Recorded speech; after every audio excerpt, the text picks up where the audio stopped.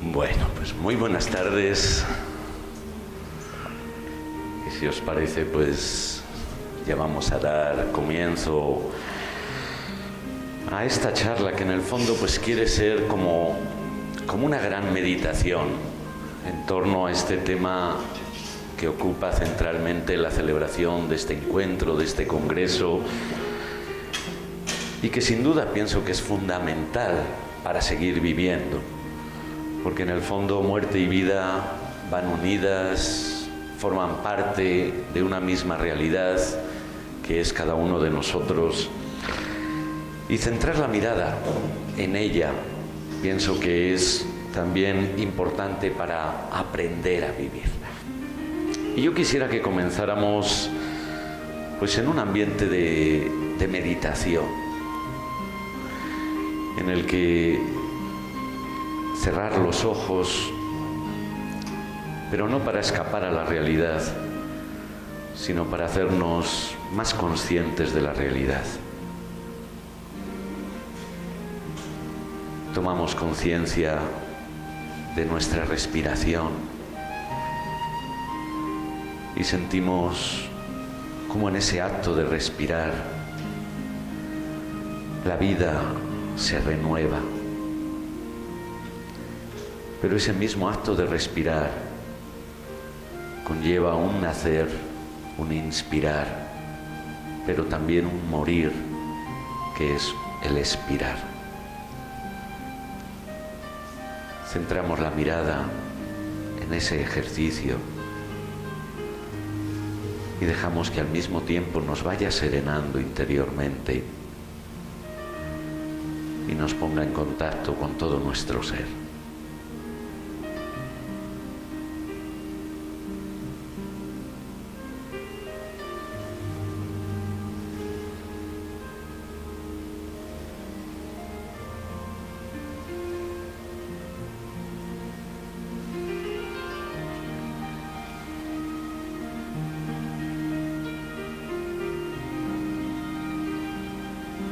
Vamos a dejar que resuene en nuestro interior un poema de Teresa de Jesús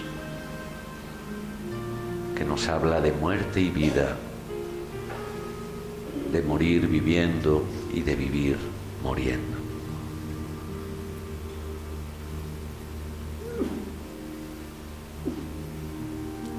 Vivo sin vivir en mí, y tan alta vida espero que muero porque no muero. Mira que el amor es fuerte, vida, no me seas molesta. Mira que solo me resta para ganarte, perderte. Venga ya la dulce muerte, el morir venga ligero, que muero porque no muero.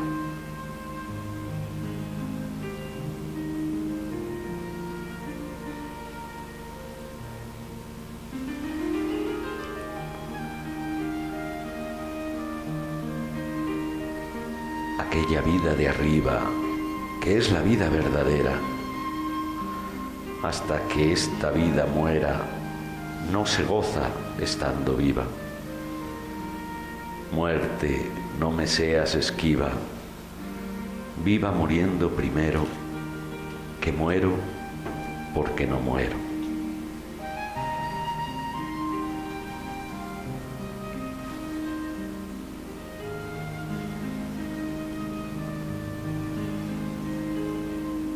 Vida, ¿qué puedo yo darle a mi Dios que vive en mí? Si no es el perderte a ti para merecer ganarle. Quiero, muriendo, alcanzarle, pues tanto a mi amado quiero, que muero porque no muero.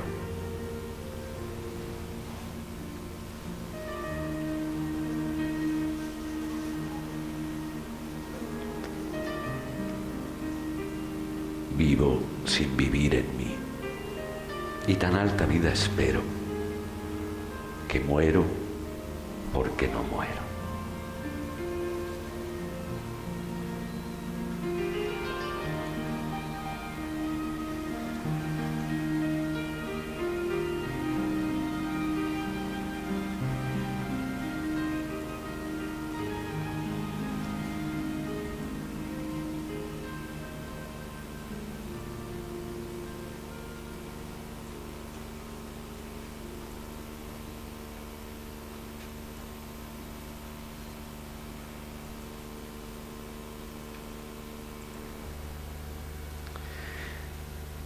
Y he querido tomar estos versos de Teresa porque nos hablan de esa paradoja, muerte, vida, vida, muerte, que forman parte de nuestro existir, de nuestra realidad, pero que sin embargo no siempre nos resulta fácil entender ni comprender, seguramente porque forman parte de ese misterio que nos envuelve, de ese misterio que somos cada uno de nosotros y que no podemos agotar en palabras, en conceptos, en explicaciones. En este sentido, pues yo quisiera orientar, como os decía antes, esta charla, sobre todo como una reflexión, como una meditación que pueda llevarnos a percibir algo de ese misterio que sin duda, a pesar de los muchos siglos de vida de la humanidad, a pesar de las muchas respuestas que se han intentado dar desde diversos ámbitos, no llegamos a agotar, no llegamos a terminar de explicar, ¿no? Pero no obstante, yo creo que este momento, este congreso, lo que implica y significa este encuentro, creo que nos ofrece una oportunidad que no siempre tenemos para reflexionar. Al menos a mí me ha servido para eso, ¿no? El hecho de tener que preparar este encuentro, esta conferencia, esta charla, no cabe duda de que más que a decir cosas, nos invita a tratar de mirar con ojos abiertos y mirar desde el corazón esa realidad que tantas veces en el fondo tememos porque nos resulta o no deja de resultarnos una paradoja desconocida, ¿no? Pero al mismo tiempo pienso que es una ocasión única para sembrar esperanza, porque posiblemente no hemos dejado de ver, o nuestro mundo no deja de ver la muerte como la gran amenaza, como el fin de todo, como aquello que coarta la posibilidad de seguir viviendo, de seguir realizando, de seguir llevando a cabo toda una serie de proyectos, de planes, que sin duda alguna muchas veces entran a formar parte de nuestra vida. Ciertamente yo os puedo hablar también como sacerdote y la realidad de la muerte es algo con la que uno se topa constantemente, sobre todo en el momento de tener que celebrar un funeral, que no es simplemente celebrar un ritual, sino plantearse uno a sí mismo cómo asumir esa realidad, cómo explicarla en cierto modo y que eso se pueda convertir para los otros en una luz, en una esperanza, en una motivación para seguir viviendo, ¿no? Los que aquí seguimos, ¿no? Y creo, sin duda alguna, que esa realidad es al mismo tiempo como una sacudida, ¿no? Yo creo que de una manera u otra todos lo hemos experimentado y lo experimentamos en amigos, familiares, conocidos, gente cercana o lejana, cuando realmente se topan frente a la experiencia de la muerte, sobre todo de un ser querido especialmente, ¿no? Que ciertamente nos tambalea la vida, pero al mismo tiempo nos ayuda a abrir los ojos frente a realidades que en el vivir cotidiano muchas veces nos pasan desapercibidas y ni siquiera nos planteamos. Y muchas veces nos encontramos con sorpresas de que situaciones que para unos son vistas como desgracias, como negativas, se convierten en un punto de partida para renovar la vida, para encontrarle un sentido a lo que hasta entonces no tenía sentido. Para otras personas les acontece lo contrario. Les sumerge en un abismo profundo, en una oscuridad y en una falta de sentido y de esperanza, ¿no? Pero lo cierto es que algo se conmueve en lo profundo de las entrañas de nuestro ser frente a ese acontecimiento, ¿no? Pienso que la muerte nos ofrece mucho y nos regala mucho a la vida. porque nos enseña a vivir valorando lo que somos, valorando lo que tenemos, valorando también a nuestros seres queridos, y nos ayuda también a centrar la vida en lo verdaderamente importante. Subrayo estas realidades porque ya en sí mismo el acontecimiento muerte, cuando acontece, aun cuando no estemos preparados, puede tener también sus efectos positivos en la dinámica de la vida y de la existencia. Pero ciertamente eso no nos lo explica, eso no nos habla profundamente de lo que en definitiva implica o conlleva toda esta realidad que nos planteamos y que sin duda alguna nos cuestiona, ¿no? Hoy en nuestra sociedad, y todos lo sabéis muy bien, hablar de la muerte sigue siendo un tema muy difícil y un tema tabú. Evitamos hablar de la muerte. Y sobre todo, curiosamente, cuando la muerte está más cerca. Cuando acontece que un familiar pues, le dan la noticia del cáncer y que ese cáncer ya no tiene remedio, se trata de esconder muchas veces. Incluso se trata de que el enfermo no sea demasiado consciente de lo que le espera para que no tenga que amargarse la poca vida que le queda. Nos cuesta hablar de la muerte. Incluso aunque sepamos que forma parte ineludible de nuestra vida y de nuestra existencia y de nuestra propia experiencia, ¿no? Porque a todos, de una manera o de otra, nos ha afectado y nos afecta y nos seguirá afectando esta realidad hasta que llegue el momento de nuestra propia muerte, ¿no? ¿Y cómo afrontamos, cómo nos preparamos o cómo vemos cara a cara esa realidad que, a pesar de todo, forma parte ineludible de nuestra vida, ¿no? Ciertamente estamos frente a una cuestión que ha preocupado desde siempre a la humanidad, no es nada nuevo. Y curiosamente, cuanto más parece que hemos avanzado en el ámbito de la medicina, en el ámbito de las ciencias, en el ámbito del bienestar, se nos hace todavía más difícil afrontar o hablar del tema de la muerte. Que sin duda alguna las filosofías y las religiones de todos los tiempos han tratado de llenar ese vacío, afrontando cara a cara directamente las preguntas, las cuestiones. Y nos encontramos con respuestas de diversa tipología, ¿no? Pero que en el fondo tratan de aportar o de llenar un vacío que no ha dejado de estar presente en la vida de la humanidad, aun cuando quizás hoy en muchos ámbitos se dice o se acusa a las creencias o a las religiones de que vienen a ser una especie de droga, una especie de refugio para tratar de dar sentido a lo que no le encontramos un sentido. Sin embargo, para otros viene a ser todo lo contrario. Viene a ser la vía y el camino capaz de ayudarnos a descubrir ese anhelo profundo que llevamos los seres humanos dentro de nosotros.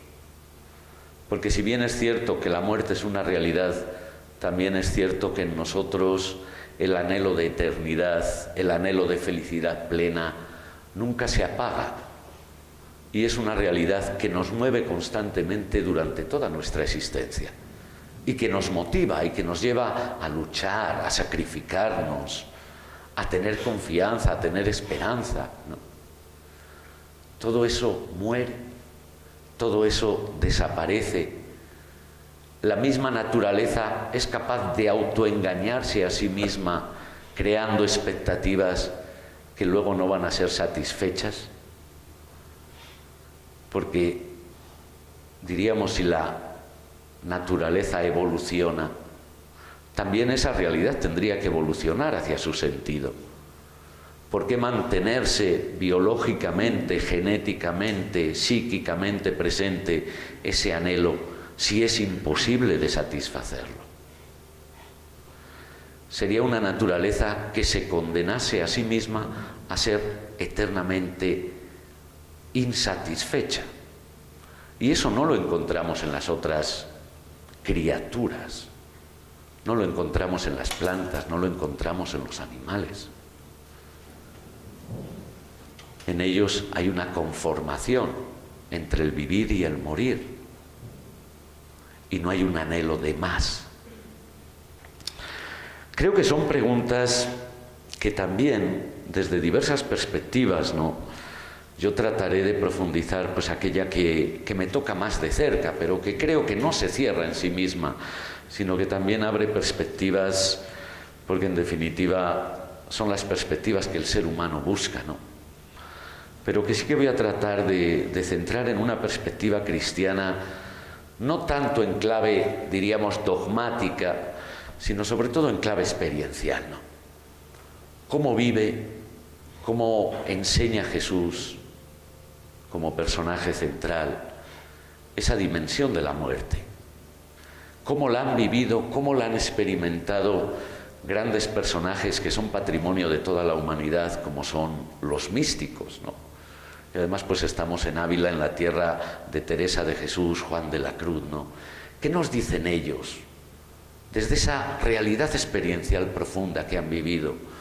¿Qué significa esta realidad dinámica y presente en nuestras vidas y en nuestras existencias? Sin olvidar que hablamos de una cuestión que es inherente a nuestra naturaleza humana. Sabemos que parte de la vida es el morir, pero que también en el ámbito de la realidad que nos rodea hay como posibles respuestas. Hoy, por ejemplo, la física nos afirma que nada se destruye, que nada desaparece, que todo se transforma. ¿La muerte es una destrucción o es una transformación? Tenemos también la realidad, por ejemplo, que nos ofrece también el ámbito de la naturaleza y al que haremos referencia, El grano de trigo muere o se convierte en vida, o la muerte es su vida. Son realidades que aparecen presentes en el ámbito de lo que nos rodea y que quizás nos están dando una respuesta más cercana de lo que aparentemente podemos pensar y creer, Fijaos, yo voy a tratar de reflexionar sobre los siguientes puntos o aspectos, sin entrar en un gran discurso, sino sobre todo desde una perspectiva, yo diría más bien meditativa, reflexiva, de compartir una serie de reflexiones, Un primer punto que me parece necesario: la creación, lo que somos, lo que nos rodea, ¿es fruto del azar o es fruto del amor?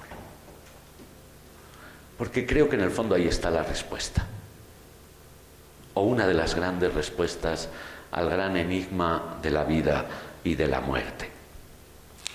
A partir de ahí quiero acercarme a Jesús, que creo que en su vivencia, en su vida, en su mensaje, nos ofrece también muchas pistas para comprender el sentido de la vida y por lo tanto también el sentido de la muerte.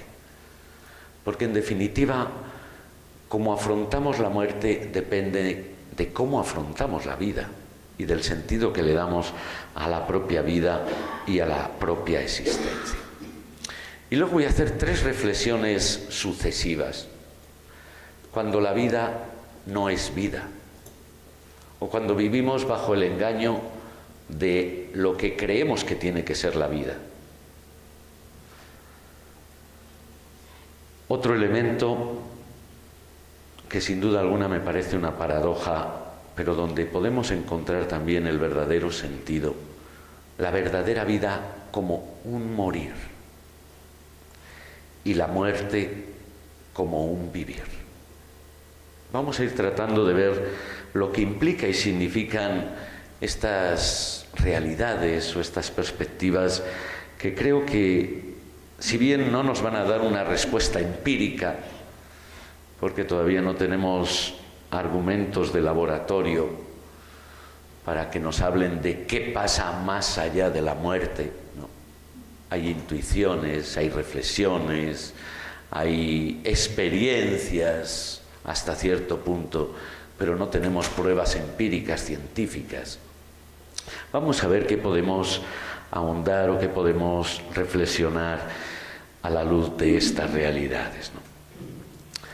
Para mí una reflexión importante es, y que creo que ha estado siempre presente a lo largo de toda la historia de la humanidad, en el fondo es, ¿cuál es el sentido de la vida? ¿Cuál es el sentido de lo creado? ¿Por qué existe la creación? ¿Es simplemente fruto del azar, fruto del Big Bang? Aun cuando dicen que, y antes de eso, ¿qué hay? No es ese ahora nuestro discurso, ¿no? Pero sí el discurso de que, al menos mi perspectiva, es que si la creación existe, es necesariamente fruto del amor. La armonía que contemplamos en todo lo creado y frente a lo cual nos maravillamos es una obra maestra. La realidad misma de cada ser humano, si la contemplamos, es también una auténtica obra de arte. Cada uno de nosotros es una obra de arte. Y la obra de arte es fruto simplemente del azar, o es fruto de una voluntad creadora. Y si hablamos de una voluntad creadora, le demos el nombre que le demos. Esa voluntad creadora no es una voluntad fruto de un amor que sale de sí, que se expande, que se proyecta, que se plasma en cada criatura. Y si esto es así, pienso que entonces puede tener sentido hablar de la muerte en una clave muy diferente a como desde una perspectiva materialista hablaríamos de la muerte, ¿no? En una perspectiva materialista la muerte, pues aquí se acabó todo y ya no hay nada más que hacer. Y no queda más que conformarse y acercarlo, ¿no? Pienso que para hablar de estas realidades tenemos que ir al sentido y al fundamento de todo. Y ahí os pongo, Dios es Dios, más allá de los conceptos y de las experiencias. Porque nuestro problema con Dios a veces es que lo hemos conceptualizado tanto que lo hemos reducido a ideas, a principios, y Dios tiene que ser de esta manera, Dios tiene que ser de esta otra. Y Dios, si es Dios, si Dios existe, es que no lo podemos atrapar, no lo podemos conceptualizar en categorías, ni siquiera podemos abarcarlo en nuestra experiencia, porque Dios siempre será mucho más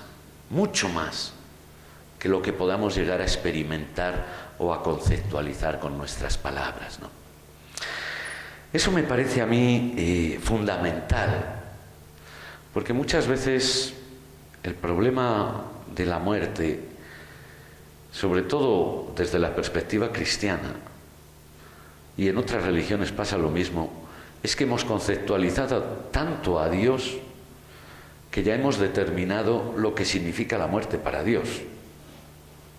Y generalmente hemos terminado conceptualizando la muerte en clave de juicio, en clave de premio o de castigo, lo cual, en vez de liberarnos frente a la muerte, ha acentuado muchas veces más el miedo a la muerte. De una manera consciente y de una manera inconsciente. Y para liberarnos de esos miedos, lo primero, hay que liberarse de los prejuicios que tenemos, yo diría que frente a todo, pero sobre todo frente a Dios.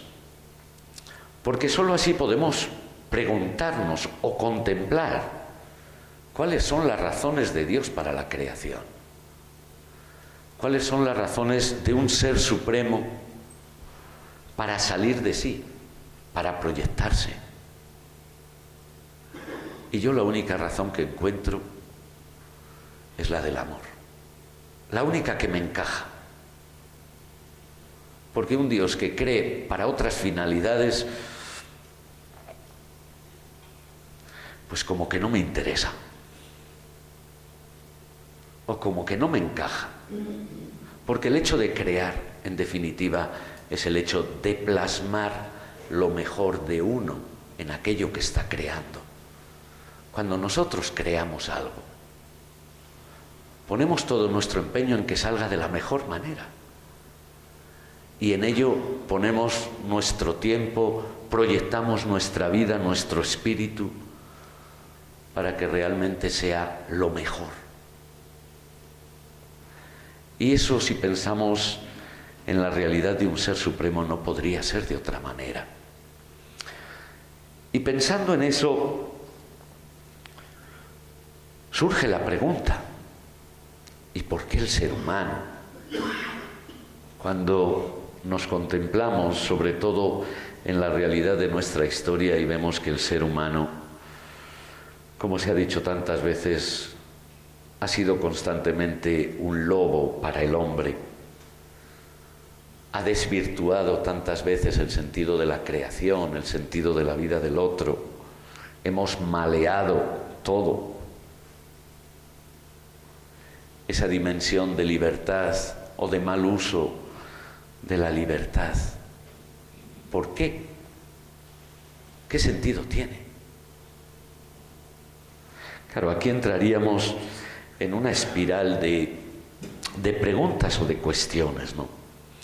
Lo que sí que es cierto, y algo que me parece sumamente bello y que encontramos en el contexto del judaísmo, de la religión también cristiana, en las raíces también del Islam y en otros ámbitos de otras religiones, curiosamente se habla del hombre como imagen y semejanza de Dios, de un Dios que ha pensado en su criatura más especial, el ser humano, como alguien con quien relacionarse tú a tú, no como un ser inferior, sino como un ser colocado a su nivel.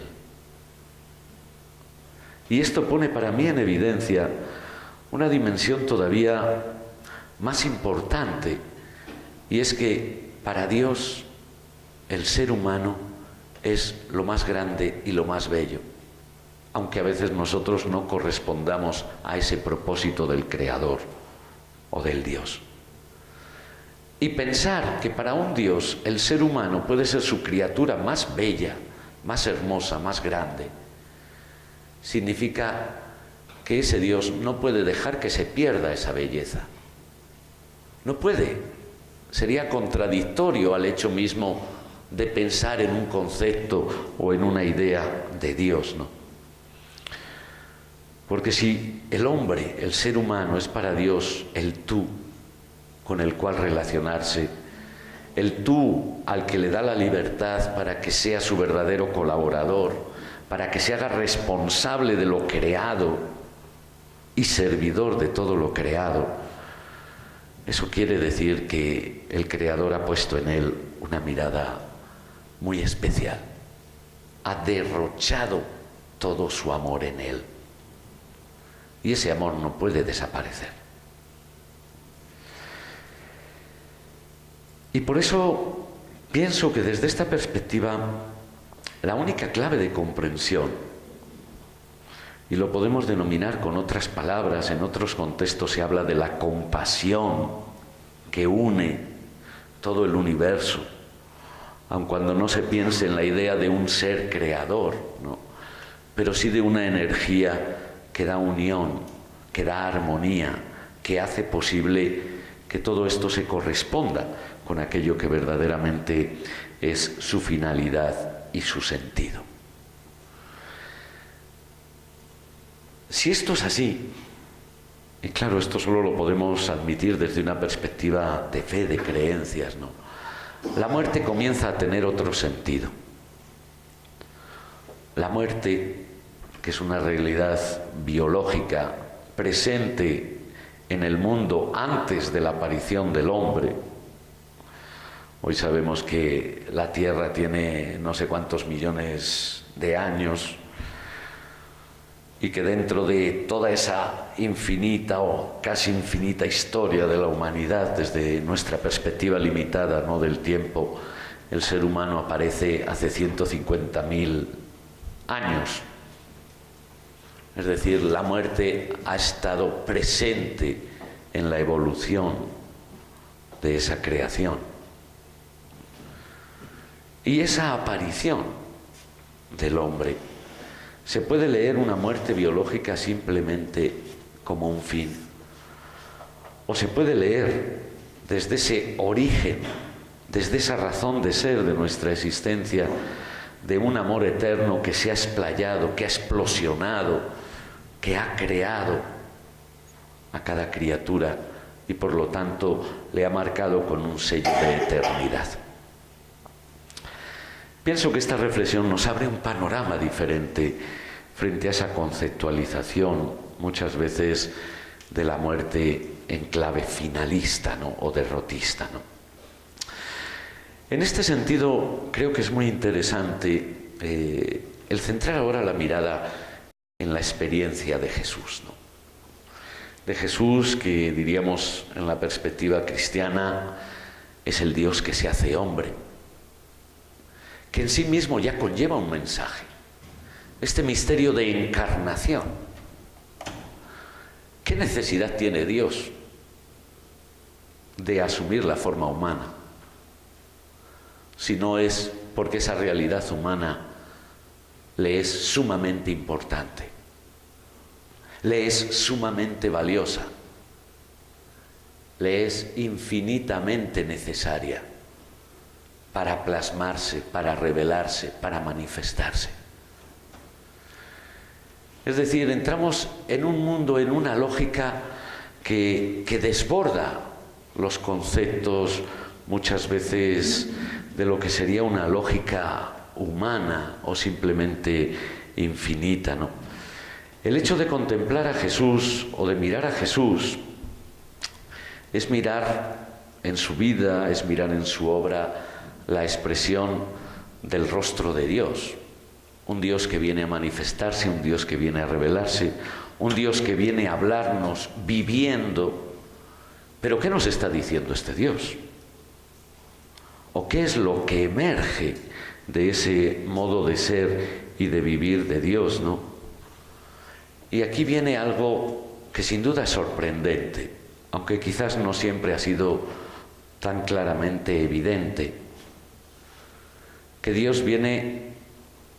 que Jesús viene a romper las distancias entre el ser divino y el hombre.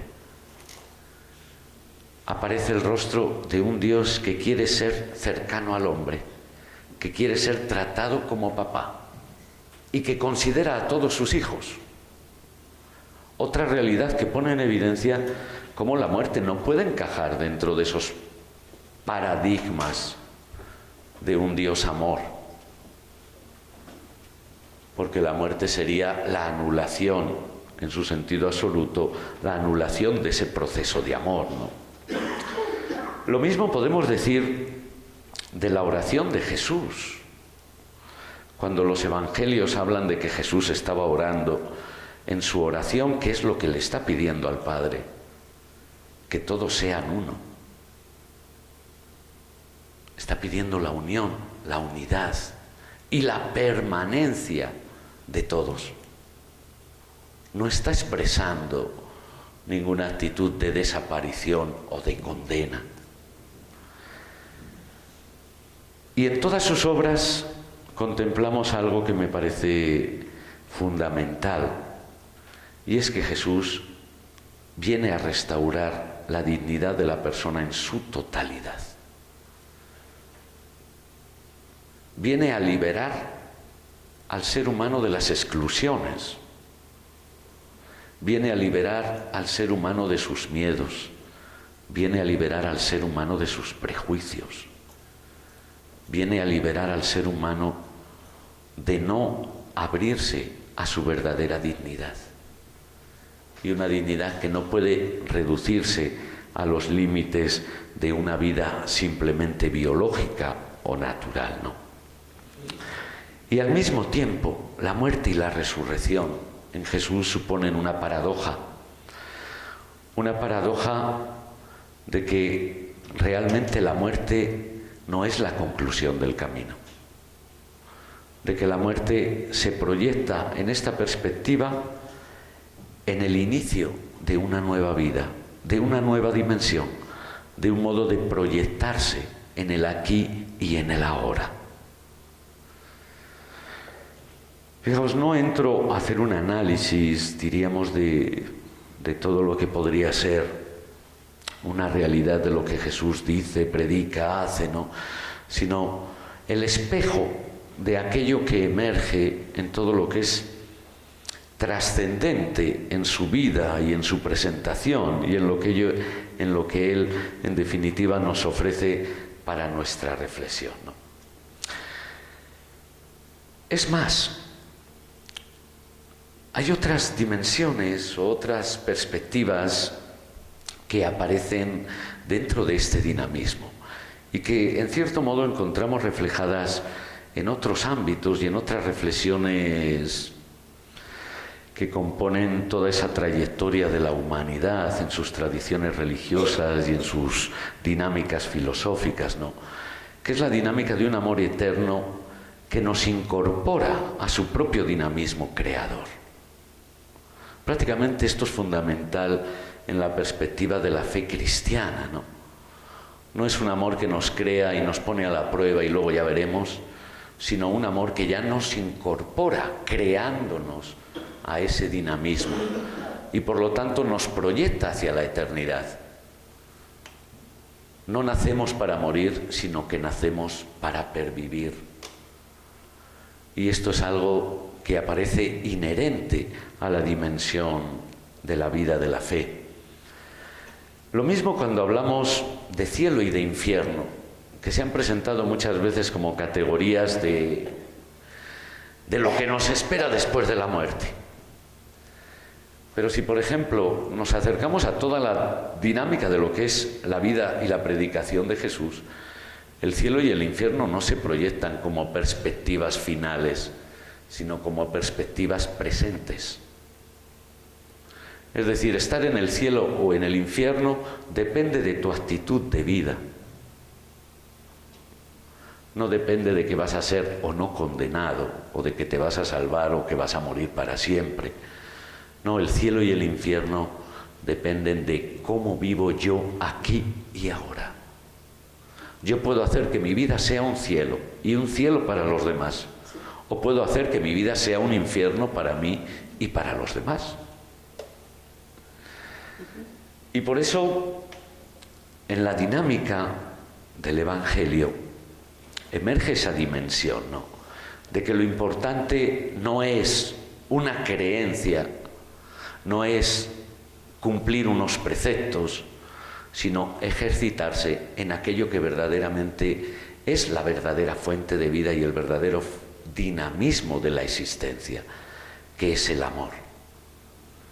Y por eso nos dirá el evangelista Juan: quien ama conoce a Dios, aunque no lo conozca, pero el hecho de amar es entrar en esa dinámica que pervive para siempre. Y de ahí que diríamos, los mandamientos de Jesús se encierran en uno solo: amar. Eso es lo importante, eso es lo fundamental. Y se explicita en esas bienaventuranzas: ser misericordioso, construir la paz, ser solidario, luchar por la justicia, luchar por la paz. Es decir, es el modo de vivir lo que cualifica estar o no estar. Y por eso el cielo para Jesús, o el cielo en la perspectiva del Evangelio, nunca se describe. Nunca se nos dice: el cielo va a ser esto, o el paraíso va a ser esto o lo otro, no. Hay ausencia de descripciones. Si acaso Dice Jesús, el reino ya está en vosotros. No lo busques acá o allá, búscalo dentro de ti. Porque dentro de ti descubrirás dónde está la verdadera fuente de la vida, ligada a la vida presente. Y por eso nuestro fin, el más allá, diríamos, es entrar en la casa del Padre. Y entrar en la casa del Padre es entrar en la dinámica donde todos somos amados y donde todos nos amamos mutuamente. Y por lo tanto no hablamos de un lugar, sino de una dimensión que empieza aquí y ahora, y no después. O como diría Pablo en una de sus cartas, ¿no? Cuando seremos conocidos, o mejor, cuando nos conoceremos tal como somos conocidos. Es decir, la muerte nos abre a la realización de toda la potencialidad que llevamos dentro de nosotros y que ya no va a estar condicionada ni a las categorías del tiempo ni del espacio, sino que se abren a un desarrollo ya no condicionado, ¿no? Y por eso hablamos de cielo como un modo de presencia, no de un lugar. Y por lo tanto no hablamos de una ruptura, sino de una continuidad. Fijaos que esto ya va dando una perspectiva diferente respecto a cómo debería ser la perspectiva de la muerte, ¿no? La muerte vista como vida y como vida en plenitud, no como anulación de la existencia, sino como el paso al ejercicio, al desarrollo pleno de todo aquello que somos, ¿no? Y que en definitiva es la buena noticia de Dios a la humanidad, o al menos lo que debería representar Jesús, ¿no? Que asegura o viene a asegurarnos la existencia, a romper con el miedo a la muerte, a romper con el miedo a todas esas realidades que nos amenazan y que amenazan con anular el verdadero sentido y el verdadero valor de nuestra existencia, ¿no? Pero el problema que tenemos es que creemos que la verdadera vida es otra cosa. Y por eso hablo aquí del engaño, de una vida que no es vida. Y frente a esa realidad, la muerte sí que es una verdadera amenaza. Esto es algo que han intuido muy bien todos los grandes maestros espirituales de todos los tiempos, y yo diría que de todas las religiones, ¿no? Que una de las grandes preguntas o de los grandes interrogantes que se hacen es: ¿de dónde surgen los miedos? ¿O cuáles son las causas del sufrimiento? Pero en relación al tema que nos ocupa, ¿no? ¿De dónde surgen los miedos a la muerte? Y podríamos dar tantas respuestas, ¿no? Del miedo a que sea el final, del miedo a la nada, del miedo al vacío, de la angustia que produce la muerte cuando pensamos que ahí todo se acabó y ya no hay nada que hacer. El miedo como pérdida de todo lo almacenado, y no me refiero solo a lo material, sino a los afectos, a las seguridades, a las famas, a los conocimientos, etcétera, etcétera, etcétera, ¿no? A todo lo que en definitiva supone nuestro ego, que en definitiva es el más amenazado frente a la realidad de la muerte, y por eso contagia y contamina todo nuestro ser, ¿no? Otros miedos conscientes o inconscientes, ligado a nuestro inconsciente, si queremos religioso, ¿no? El miedo al juicio, el miedo a la condena, que sin duda alguna para muchas gentes es una de las angustias terribles frente al hecho de la muerte, ¿no? Cuando una religión tendría que liberarlos, y en vez de eso ha producido muchas veces el efecto contrario. Son miedos reales que nos encontramos en el día a día, ¿no? O el hecho de una vida mal asentada. ¿En qué ponemos el sentido y el valor de nuestras vidas? Fijaos que posiblemente estamos todos muy contaminados por las promesas de falsa felicidad, de nuestro mundo del bienestar, de nuestro mundo consumista, de nuestro mundo materialista, que pone toda la seguridad en lo externo, en el tener, en el posicionarnos. Y sin embargo, todo eso es perecedero. ¿Cómo puede dar plenitud de vida algo que muere? Imposible. El peligro de caer en la trampa de nuestro propio ego, ¿no? Que se convierta él mismo en su horizonte. El bucle, también podríamos decir, de la autosuficiencia, ¿no? Que nos busca suplir carencias en cosas o en realidades caducas, ¿no? Y que van forjando un modo de vivir que ciertamente ve que la muerte es el verdadero enemigo de todo ello.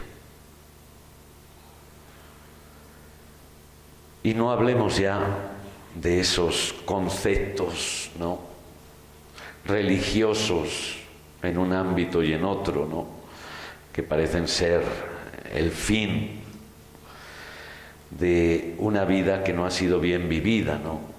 Os pongo ahí varias palabras: la Gehenna, el infierno, el Seol, ¿no? Que en el fondo, sobre todo en la perspectiva evangélica, no significan un lugar de condenas, sino una vida sin horizontes. Vamos a tener la ocasión de leer una experiencia en relación con esta realidad, ¿no? Por ejemplo, en clave evangélica dice: quien no se adhiere a lo que yo represento, que es la vida, la resurrección, pues está muerto. ¿Por qué? Porque su panorama se limita o se encierra simplemente a lo material, ¿no? Y entonces ahí se habla de una segunda muerte. Pero la segunda muerte, que vendría a ser como la verdadera condena, no es otra cosa sino el rechazo del amor. Al menos en la clave evangélica así se percibe, ¿no? Quien rechaza el amor, quien renuncia a amar y a ser amado, se está metiendo él mismo en un infierno. Nadie lo está condenando, nadie lo está llevando hacia esa dinámica, ¿no? Y por eso, en esta perspectiva, la verdadera vida es morir. Una paradoja, una aparente contradicción, pero creo que esa imagen que vemos ahí nos lo demuestra. Y es algo que tenemos en nuestras manos, ¿no? Aquí tenemos una semilla de calabaza, pero vemos cómo su muerte significa vida.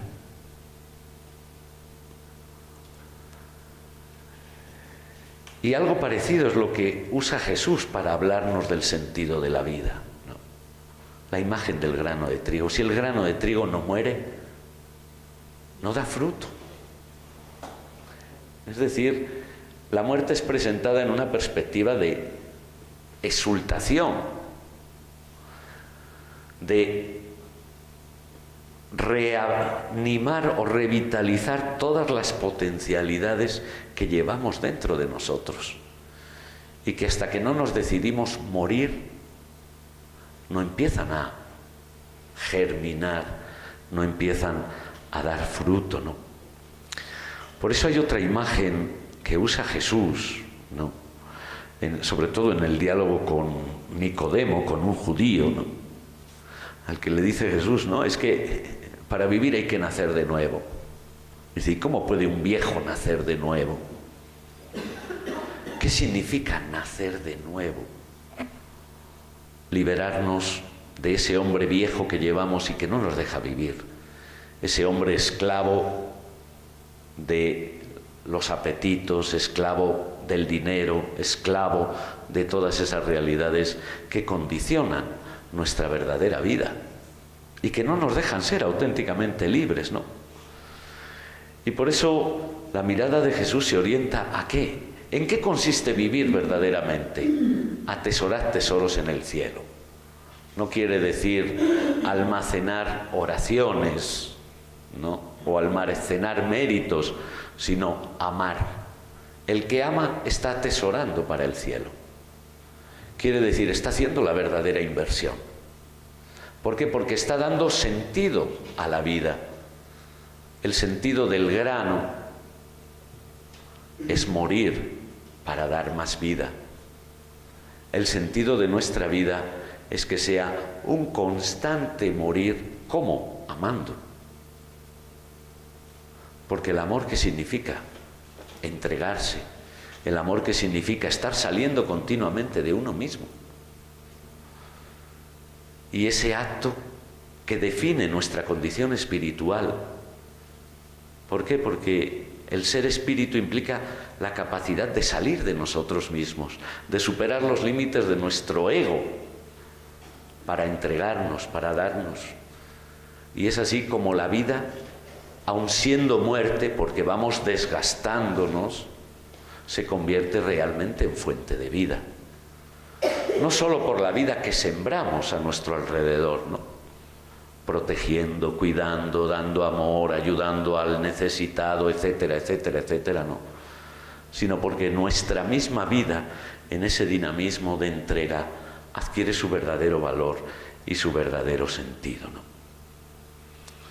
Es lo que hacíamos al inicio y es lo que perciben los místicos, estos hombres y mujeres que han llegado a percibir qué es lo que verdaderamente da sentido a su vida, a nuestra vida, y qué es lo que verdaderamente puede anular el verdadero sentido de nuestra vida y de nuestra existencia.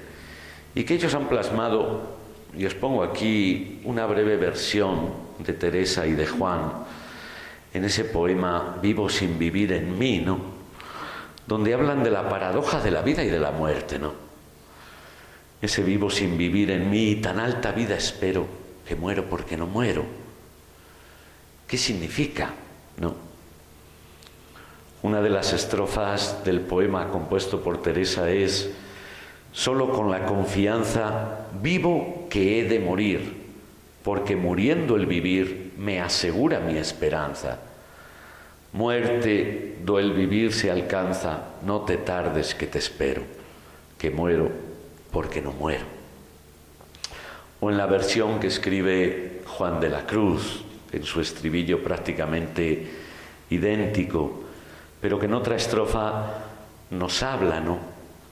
Sácame de aquesta muerte, mi Dios, y dame la vida.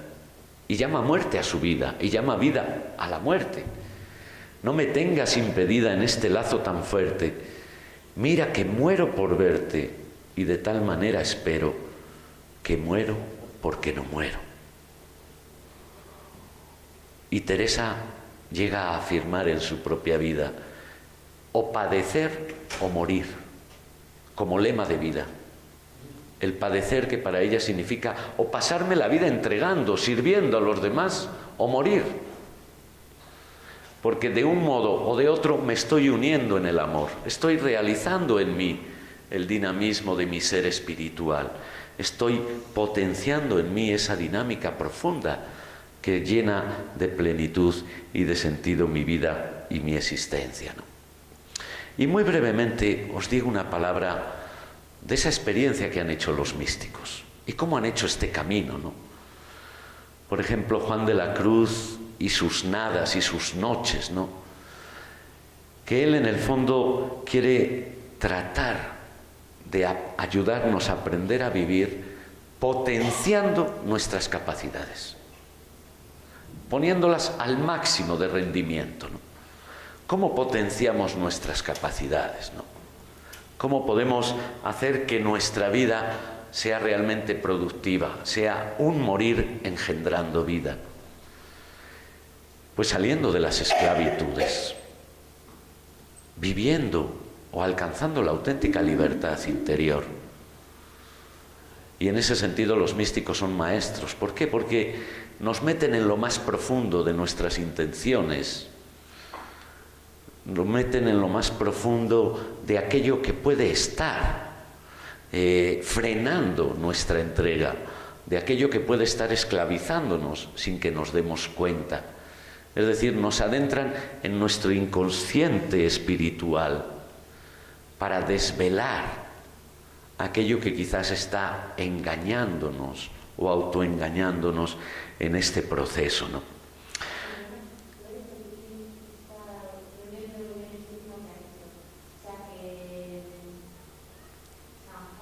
Sí, diríamos que lo que él pretende es adentrarnos en lo más profundo de nuestro ser para tratar de identificar aquello que puede estar esclavizándonos sin que muchas veces nos demos cuenta, ¿no? Por ejemplo, te pongo un ejemplo y quizás es más fácil de entenderlo, ¿no? Él, por ejemplo, normalmente en la moral se habla de los pecados capitales, ¿no? Es decir, que si la lujuria, la gula, la envidia, tal. Juan de la Cruz va más allá y habla de esas mismas realidades, pero en el ámbito profundo espiritual de la persona, que sin darse cuenta puede estar sufriendo, por ejemplo, de una gula espiritual, y que en el fondo es hacer uso de una religión, de una práctica, de una meditación, para satisfacer sus propios instintos y necesidades interiores, y no para forjar esa verdadera entrega y esa verdadera libertad, ¿no? O dicho en otra perspectiva, ¿no? Tratar de liberar todas las dimensiones de nuestro ser. Por ejemplo, nuestro gusto. Es decir, si realmente queremos saborear un buen manjar, antes tenemos que limpiarnos la boca, ¿no? Lavarnos bien la boca para que no estemos condicionados por otros sabores que no nos van a dejar gustar bien aquel manjar que se nos ofrece, ¿no? Y diríamos, y desde esa perspectiva proyecta, ¿no?, este dinamismo de aprender a vivir y a potenciar nuestras capacidades, ¿no?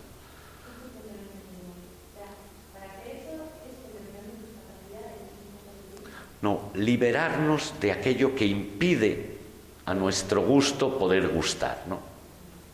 Es decir, si yo tengo la boca sucia, pues tengo la capacidad del gusto, pero si no me la lavo antes, no me la limpio, no voy a poder gustar bien.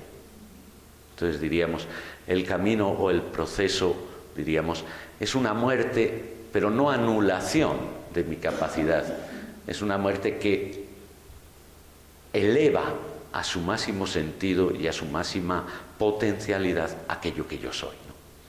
Es decir, liberarme de todo aquello que me impide entregarme en el fondo, que me impide vivir esa dimensión o esa realidad del amor.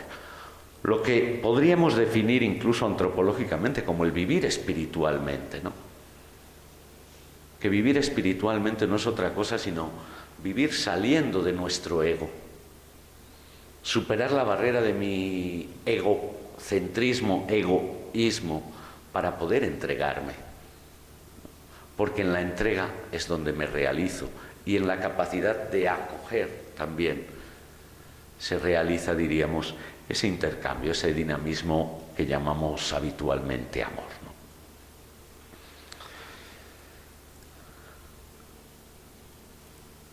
De Teresa de Jesús os quiero contar una experiencia que me parece sumamente ilustradora de toda esta realidad. La experiencia que ella hace del infierno, que es algo muy curioso, y yo os lo voy a leer porque no es muy larga, pero sí que nos dice mucho de algo que me parece que puede ser fácilmente perdido de vista, ¿no? Ella describe así esa experiencia que tiene. Parecíame la entrada a manera de un callejón muy largo y estrecho, a manera de horno muy bajo y oscuro y angosto. El suelo me pareció de un agua como lodo muy sucio y de pestilencial olor. y muchas sabandijas malas en él. Al cabo estaba una concavidad metida en una pared, a manera de una alacena, a donde me vi meter en mucho estrecho. Todo esto era deleitoso a la vista en comparación de lo que allí sentí. Los dolores corporales tan incoportables, que con haberlos pasado en esta vida gravísimos, y según dicen los médicos, los mayores que se pueden acá pasar, no es todo nada en comparación de lo que allí sentí, y ver que habían de ser sin fin y sin jamás cesar. Esto no es, pues, nada en comparación del agonizar del alma, un apretamiento, un ahogamiento, una aflicción tan sensible y con tan desesperado y afligido descontento que yo no sé cómo lo encarecer, porque decir que es un estarse siempre arrancando el alma es poco. Estando en tan pestilencial lugar, tan sin poder esperar consuelo, no hay sentarse ni echarse, ni hay lugar, aunque me pusieron en este como agujero hecho en la pared, porque estas paredes, que son espantosas a la vista, aprietan ellas mismas y todo ahoga. No hay luz, sino todo tinieblas oscurísimas. Yo no entiendo cómo puede ser esto, que con no haber luz, lo que a la vista ha de dar pena, todo se ve. ¿Por qué os leo esto? Porque lo que Teresa de Jesús llega a experimentar como infierno no es un lugar, sino una experiencia vital sobre todo. Una experiencia que hace alusión a una vida en el vacío, a una vida sin sentido, a una vida en la angustia, a una vida en la soledad. O dicho de otra manera, a una vida claustrofóbica. La experiencia que tiene Teresa en el fondo es la experiencia de quien se siente atrapado, oprimido y sin salida. No es la experiencia de un fuego con llamas y de unos demonios ahí atizándola, ¿no? Y esto me parece muy sintomático de esa percepción que ella va haciendo, ¿no? De que, en definitiva, el infierno, la muerte, en su sentido negativo, no es algo que acontece, sino un lugar donde corremos el riesgo de posicionarnos nosotros mismos. No como un lugar donde me condenan o me mandan, sino como un lugar en el que yo me puedo encerrar. Por eso de ahí viene el aviso y la solución que descubre Teresa, ¿no? Dice, ¿cómo es que yo no estoy en ese lugar? No, solo fue una experiencia, y ella dice, fue la mayor gracia que pude tener en mi vida, porque me hizo tomar conciencia de muchas cosas. En primer lugar, de que mi vida está sustentada en el amor, y de que si yo me dejo guiar por ese amor que brota de lo profundo de mi ser, y lo extiendo hacia los demás, no tengo que temer absolutamente nada. ¿Por qué? Porque la muerte no me encierra, no me anula, sino que me abre a una perspectiva diferente, ¿no? Ella nos ofrece esta imagen que para mí, y yo creo que para todos, puede ser muy significativa, ¿no? Y un ejemplo más de cómo la naturaleza en la muerte nos habla de vida, ¿no? Que es el ejemplo de la metamorfosis del gusano de seda, ¿no? El gusano que se identifica para Teresa con ese ego, con ese yo egoísta que llevamos dentro, ¿no? Que nos lleva a arrastrarnos muchas veces por la vida y que no nos deja verdaderamente volar. Pero en nuestra identidad, en nuestro ser, está el ser mariposa, el volar, el convertirse, como dice Teresa, esa criaturita tan fea en una criatura hermosa, ¿no? Pero para poder hacer ese proceso, ¿qué tiene que hacer? Tiene que morir. Pero ese es un proceso que no hay que esperar a que llegue la muerte, sino que es un proceso que hemos de hacer en la vida. Reconociendo, dicen Teresa y todos los místicos, ¿no? Reconociendo nuestra verdad. Reconociendo pues que tantas cosas en la vida están condicionadas por mi ego, por mi interés, por mi egoísmo, que es lo que en el fondo no me deja vivir, me tiene atrapado, me tiene esclavizado. Y una vez que reconozco, identifico, podríamos decir, quién es o qué es lo que me arrastra en la vida, descubro la necesidad que tengo de matar a ese gusano. Dice Teresa, muera ya este gusano, ¿no? O muera ya este yo y viva en mí otro yo que es más que yo, ¿no? Para que en mí entre la vida verdadera, ¿no? Y por eso necesitamos construir el capullo donde el gusano se encierra y muere y se transforma.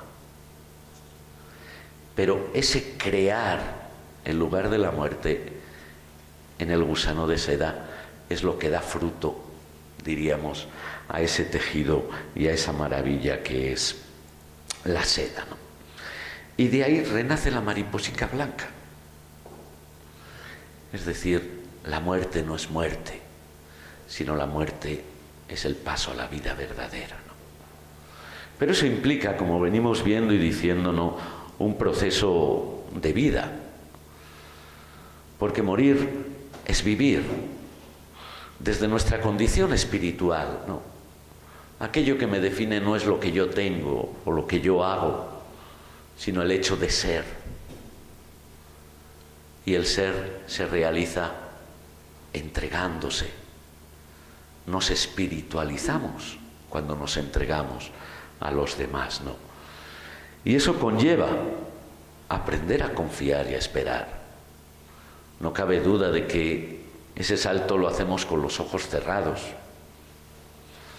No tenemos pruebas científicas para decir, no, es que cuando vas a morir vas a ver esto.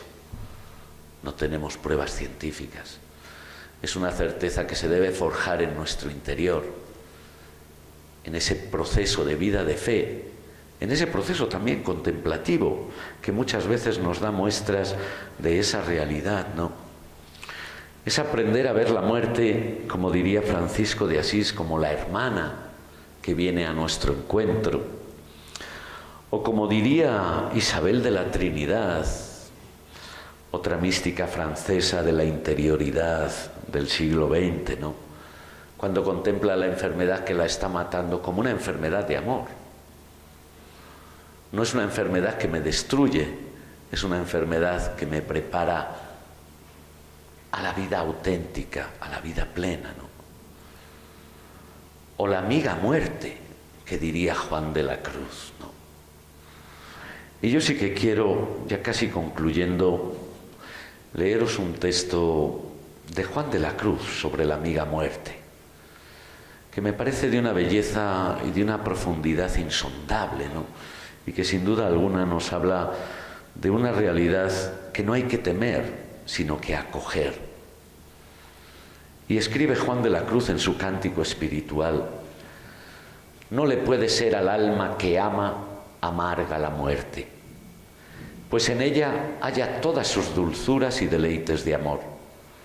No le puede ser triste su memoria, pues en ella haya junta la alegría. Ni le puede ser pesada y penosa, pues es el remate de todas sus pesadumbres y penas y principio de todo su bien. Tiénela por amiga y esposa, y con su memoria se goza como en el día de su desposorio y bodas, y más desea aquel día y aquella hora en que ha de venir su muerte, que los reyes de la tierra desearon los reinos y principados. Razón tiene, pues, el alma en atreverse a decir sin temor: máteme tu vista y hermosura, pues que sabe que en aquel mismo punto que le viese, sería ella arrebatada a la misma hermosura, y absorta en la misma hermosura, y transformada en la misma hermosura, y ser ella hermosa como la misma hermosura, y abastada y enriquecida como la misma hermosura, Por eso el alma no teme morir cuando ama, antes lo desea. Pero el alma que ama a Dios más vive en la otra vida que en esta, porque más vive el alma a donde ama que donde anima, y así tienen poco esta vida temporal. Por eso dice, máteme tu vista, mira que la dolencia de amor que no se cura, sino con la presencia y la figura. Y con esto concluimos, ¿no? ¿Y concluimos cómo?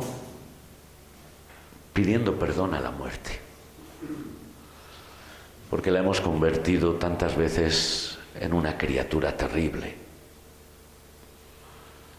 en lo que más miedo nos da, ¿no? Cuando visto en esta perspectiva, es otra cosa, es otra realidad. Y esto lo leía no hace muchos días en un autor, ¿no?, de que necesitamos reconciliarnos con la muerte para perderle el miedo y para acogerla en otra perspectiva y en otra dinámica más enriquecedora y que puede realmente fortalecer nuestro vivir y dar un sentido a nuestro vivir, y que nuestro morir sea la plenitud del sentido de nuestro vivir, ¿no? Porque tomando estas palabras de Jesús, ¿no?, quien cree en mí no morirá. Es decir, quien se adhiere al amor no muere. El amor no puede acabarse en el tiempo. El amor anhela eternidad, ¿no? Porque la vida del espíritu, como decíamos al inicio, es eterna, es el dinamismo de un espíritu amor, de un espíritu creador que suscita eternidad, no solo temporalidad, ¿no? Y quizás sea importante esta consigna, ¿no?, que daban los ángeles a las mujeres cuando iban a buscar a Jesús y no lo encuentran en el sepulcro. No busquéis a los que están vivos en el sepulcro. No busquéis a los que están vivos en el cementerio. Buscarlos donde está la vida. Porque en el fondo, el cielo no es un lugar, decíamos, el cielo es un entrar en la dinámica, en la dimensión, si queremos, de ese amor que continúa a seguir creando, a seguir haciéndose presente. Y por lo tanto, los muertos están vivos y están entre nosotros. Los discípulos no conocían a Jesús resucitado porque andaban buscando a un muerto. Tuvieron que cambiar la mirada para descubrirle vivo. Y quizás eso es lo que muchas veces nos falta, ¿no? Aprender a mirar de otra manera para descubrir que los que han muerto no se han ido, siguen estando con nosotros. De otra manera, otro modo de presencia, para el que quizás no estamos tan preparados ni concientizados, pero que si realmente los buscamos, los encontraremos. Decía Isabel de la Trinidad, si Dios está en mi alma, donde está Dios está el cielo. Y donde está el cielo quiere decir que están todos. Es decir, todos están en mí y con todos me puedo encontrar en mí. Si aprendo a mirar o abrir los ojos en otra perspectiva y en otra dinámica, ¿no? Bueno, pues yo aquí concluyo, que he hablado más de lo que pensaba y de lo que tenía perspectiva de hacer. No sé si hay alguna pregunta o alguna cuestión que queráis plantear.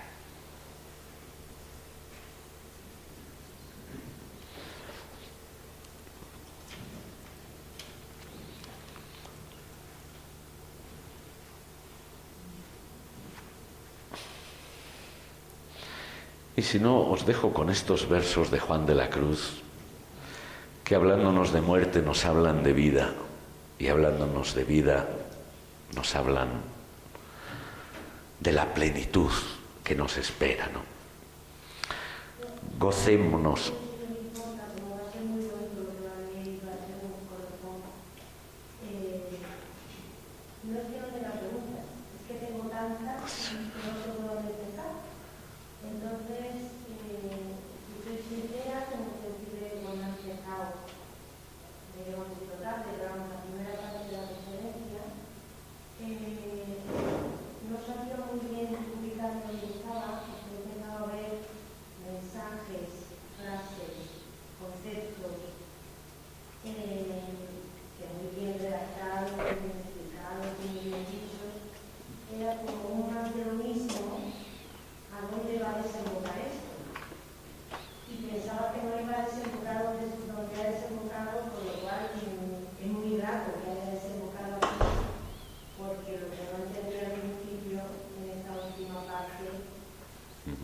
poquito con el texto, la figura de los místicos, lógicamente, que traen el mismo movimiento.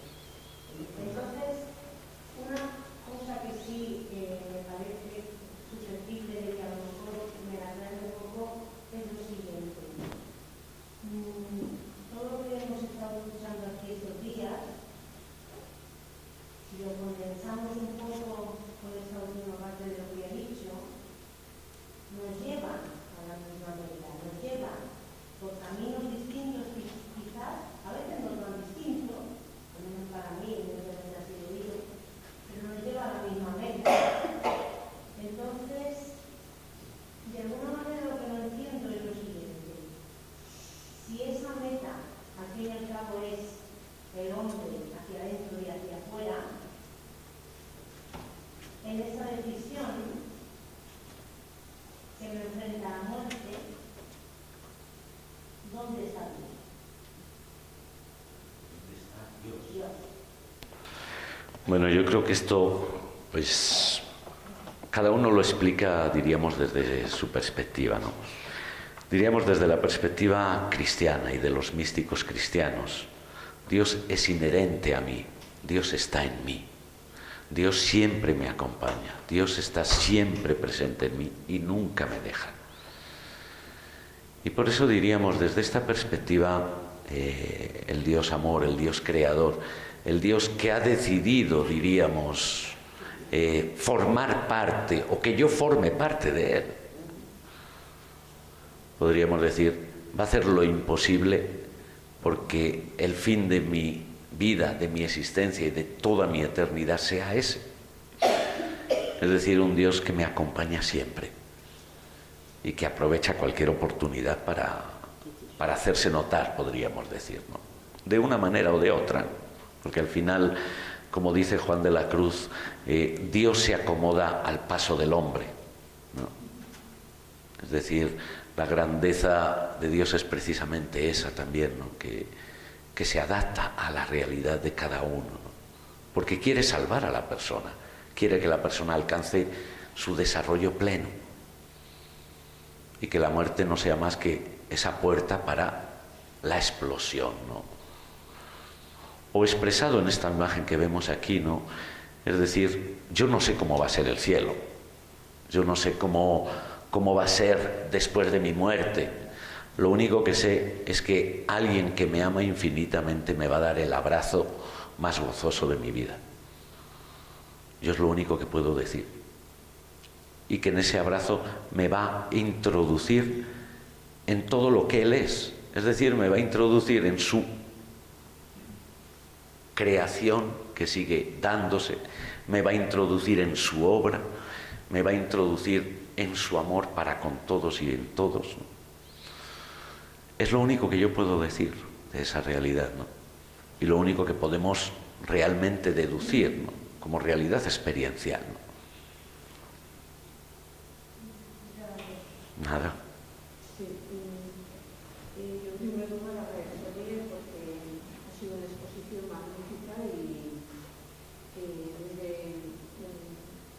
mi humilde opinión a mí me ha abierto muchas, se me han planteado muchas cuestiones aquí en este momento, porque lo que la religión nos ha enseñado ha sido muchas mentiras, partiendo de ahí. Y en esta exposición, bueno, a mí personalmente se me han clarificado muchas cosas. Gracias. Muy bien. Sí, adelante. Muchas preguntas, de los mensajes que no han podido llegar, es un poco por uno que no sabe en este día hablando, ¿no?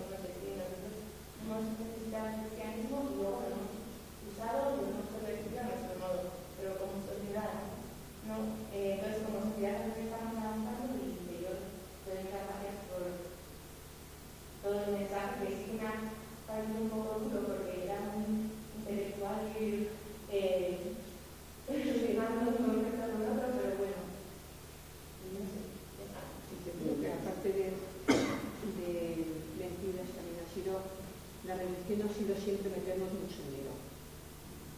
Total.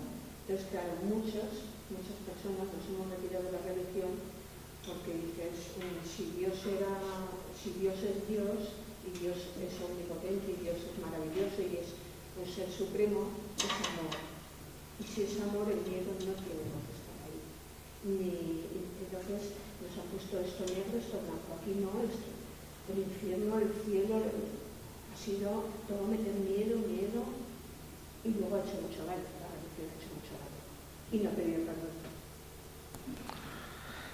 Sí, no cabe duda de que, como todas las cosas en manos de los hombres, corren el riesgo de ser manipuladas, malinterpretadas y orientadas a los intereses de los poderosos, entre comillas, ¿no?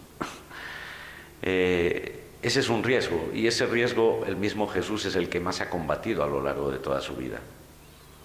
El de los fariseos que manipulan la religión o manipulan la voluntad de Dios, o manipulan no sé qué, ¿no? Pues yo creo que ese es un riesgo que, por desgracia, nunca estamos libres, y nunca estaremos libres, ¿no? Y por eso es importante y fundamental siempre volver a la dimensión experiencial. ¿Por qué? Porque al final la religión es consecuencia de una experiencia. Y la religión, diríamos, o la institucionalización de la experiencia, busca cómo ayudar a los otros o cómo ser un medio para favorecer esa experiencia. Y en la medida en que ejerce su misión y su función, pues está muy bien, porque al final, de una manera u otra, todos necesitamos ayudas, apoyos, orientaciones, ¿no? Pero claro, cuando todo esto se altera, se pervierte, pues corre el riesgo de llevarnos al camino contrario y convertirse, pues, más que en una liberación, en un opio, ¿no? Como bien ya dijo Karl Marx sobre la religión, ¿no? Que puede convertirse en un opio, ¿no? Pero por desgracia esto es un elemento ahí presente. Por eso yo creo que siempre es importante volver a la dimensión experiencial, porque es la que nos libera de que el peso de lo institucional se imponga, ¿no? Y nos aleje de lo que es el verdadero sentido y el verdadero valor. Y bueno, yo creo que ahí, pues, por suerte, hoy tenemos en la Iglesia un Papa que está en esa dinámica, ¿no? De volver realmente a rescatar esto y poner el corazón y la mirada en aquello que es lo fundamental, ¿no? Que es lo que puede ayudarnos realmente en ese crecimiento, en ese progreso, en ese encuentro, en ese diálogo, en esa transformación de la sociedad, porque si la Iglesia no transforma la sociedad, se convierten en guetos, entonces ya dejan de ser lo que es su sentido y su razón de ser, ¿no? Y bueno, había por ahí más preguntas, pero yo creo que los vamos a dejar porque a las 6 es la mesa redonda y que podáis descansar un poco.